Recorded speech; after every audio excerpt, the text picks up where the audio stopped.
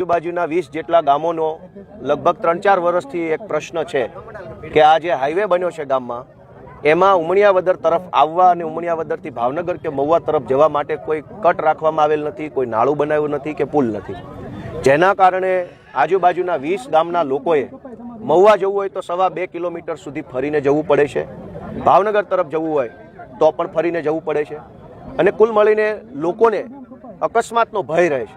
20 કરતાં વધુ લોકોનું અપમૃત્યુ થયું છે આ કટ નહીં હોવાના કારણે, અને સમયનો વ્યય થાય છે. કોઈ બીમાર પડ્યું હોય, ઇમરજન્સી આવી જાય, રત્ન કલાકાર ભાઈઓએ મહુવા કારખાને જવું હોય તો એને ખૂબ ફરીને જવાથી સમય બગડે, ખર્ચો લાગે.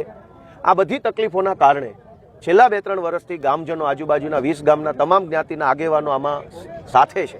એ બધા એવું કહે છે કે ભાઈ અહીંયા કટ મૂકવો જોઈએ. આટલી સિમ્પલ, આટલી નાની એવી, આટલી મહત્વની બાબતને સાંભળવા વાળો કોઈ માણસ નથી. લોકો એમ નથી કહેતા કે 1-1 કિલો સોનું ઘર દીઠ આપો. લોકો એમ કહે છે કે ખાલી એક નાળું બનાવો તો આવવા જવાની, હરવા ફરવાની સરળતા થાય. હવે એક હાલવા ચાલવાની સરળતા કરવાનો મુદ્દો સાંભળવા માટે કોઈ નેતા કે કોઈ અધિકારી તૈયાર નથી. 20 લોકોના મૃત્યુ થઈ ગયા પછી પણ કોઈની આંખ ખુલતી નથી કે આ જે રોડ બન્યો છે એની ડિઝાઇન ફોલ્ટી છે, ખામીયુક્ત ડિઝાઇન છે. અહીંયા નાળું હોવું જોઈએ ગામમાં આવવા જવા માટે. એટલે આજે ગામજનોના આ પ્રશ્નને સમજવા માટે, સાંભળવા માટે અને અમારાથી જે શક્ય બને એ પ્રમાણે અવાજ ઉઠાવી અને બહેરા લોકોના સુધી આ અવાજ પહોંચાડવા માટે હું અને અમારા નેતા બ્રિજરાજભાઈ સોલંકી આજે ગામમાં આવ્યા હતા.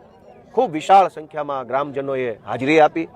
ખાસ નોંધપાત્ર બાબત એ છે કે યુવાનો, ખૂબ મોટી સંખ્યામાં યુવાનો આ સભામાં હાજર હતા અને એકદમ ઉત્સાહ આક્રોશ સાથે હતા. આ બધાએ નિર્ણય કર્યો છે કે આ લડાઈને હજુ ચાલુ રાખવાની છે. મેં પોતે પણ ગ્રામજનોને બાંહેધરી આપી છે કે હું એક પત્રના માધ્યમથી જે નેશનલ હાઈવે ઓથોરિટી છે એને જાણ કરીશ અને એના સુધી વાત પહોંચાડીશ. આગામી દિવસની અંદર જો આપણે કટ પડવામાં આવે તો તમે શું કાર્યવાહી કરશો અને જાતે કરશો કે ગયા વખતે ચૂંટણીમાં આ લોકો એક પણ મત નહોતો આપ્યો? બે વાત છે કે ધારો કે અત્યારે ઊભા જાતે કટ પાડી દઈએ અને પેલો આવીને બુરી જાય, એટલે કાયમી સોલ્યુશન નથી.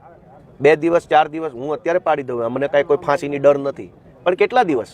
ગામજનોને જોઈએ છે કાયમી સોલ્યુશન, આજીવન, લાઈફ ટાઈમ, પેઢી દર પેઢી ત્યાં નાળું કે રસ્તો હોવો જોઈએ. આપણે કરી શકીએ છીએ પણ એ પરમેનન્ટ નથી.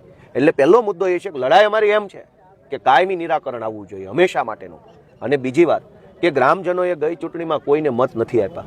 મેં પણ આજે મારા વક્તવ્યમાં ગામજનોને વિનંતી કરી કે કોઈને મત નહીં આપો તો કોઈ નહીં સાંભળે.